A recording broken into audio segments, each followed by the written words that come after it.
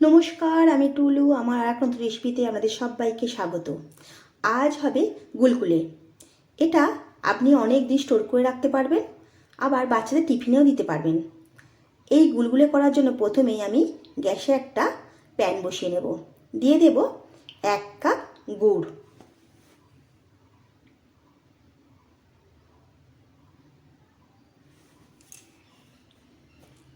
দেব ওই একই কাপের মাপের 1 কাপ জল। গুড়টা গলতে দেব।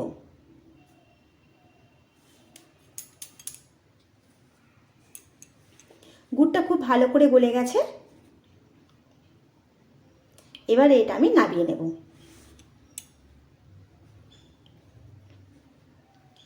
এবারে একটা বাটি নিয়ে নেব। দেব 1 বাটি আটা। দেব হাফ চামচ নুন, 2 চামচ মৌরি, দেব 1 চামচের মতো গ্রেট করা নারকোল, শুকনো নারকোল, দেব 2 চামচ সুজি।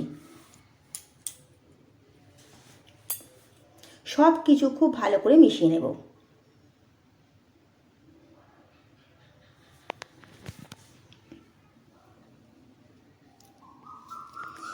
এবারে দিয়ে দেব গুড়টা।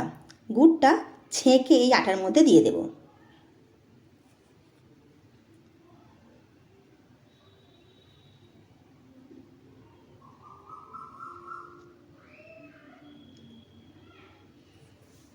খুব ভালো করে গুড়ের সঙ্গে আটাটাকে মিশিয়ে নেব।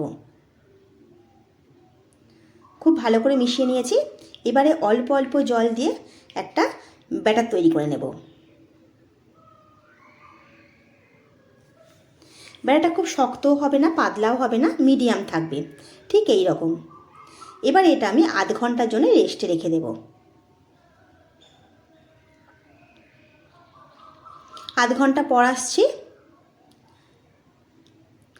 আটাটা আমার খুব ভালোভাবে সেট হয়ে গেছে। এবারে দিয়ে দেবো 4টে এলাচের দানা আমি বের করে থেতো করে নিয়েছি, সেটা এর মধ্যে দিয়ে দেব। দিয়ে খুব ভালো করে মিশিয়ে নেব আটার সঙ্গে। আটাটা আরেকবার ভালো করে একটু ফেটিয়ে নেব। খুব ভালো করে ফেটানো হয়ে গেছে। এবারে গ্যাসে একটা কড়া বসিয়ে নেব। দিয়ে দেব বেশ খানিকটা সাদা তেল।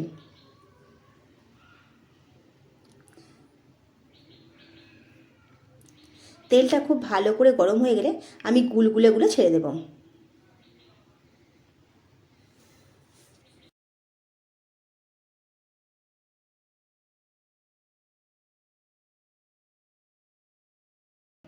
এক পিঠ ভাজা হয়ে গেলে তারপর আমি এগুলো উল্টে দেব।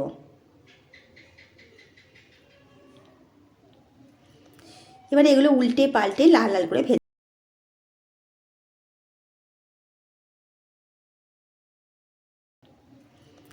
এবারে এগুলো উল্টে পাল্টে লাল লাল করে ভেজে নেব।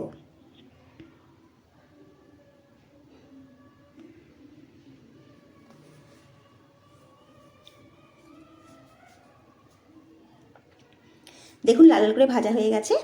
এবারে এগুলো আমি তুলে নেব। এইভাবে সব গুলগুলেগুলো আমি ভেজে নেব।